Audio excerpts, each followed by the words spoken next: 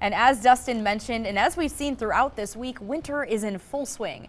Though it's a fun time to spend with loved ones and little ones out in the snow, it can also be dangerous for pets in the frigid conditions.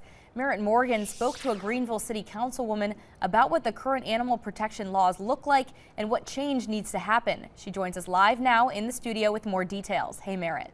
Hey Gigi, we all know the heartbreaking feeling of driving down the road and seeing pets out in the cold and in unlivable conditions, especially this time of year. I spoke to City Councilwoman Marion Blackburn, who highlighted the need for better protection laws and what pet owners can do to keep their animals safe.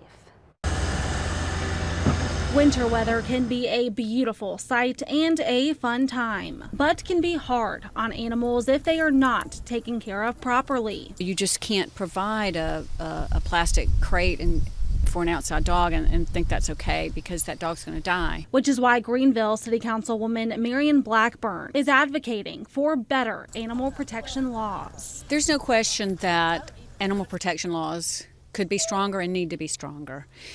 The question is, where does that change come from? And the state has purview over that kind of law right now. So it's very difficult to bring change.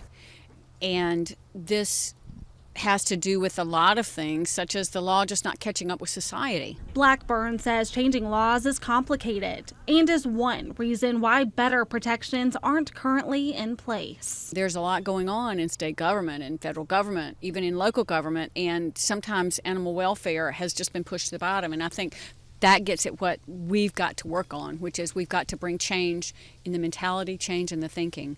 I would love to see better laws protecting dogs, especially having to do with shelter. But that's no excuse. I've seen barrels used. That's just not adequate.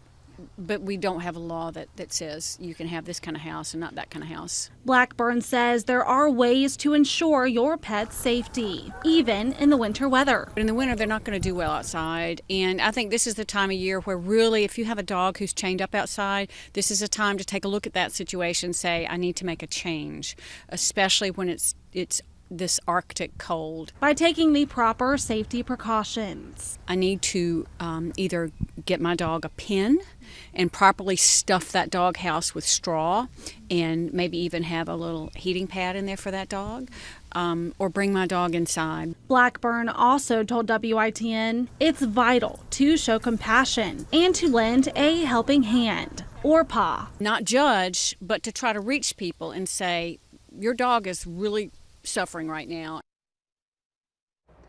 There are nonprofits in the East that work to improve living conditions for animals. The Pet Food Pantry of Eastern NC is just one of many that go out into communities to bring awareness to any unsafe housing of pets.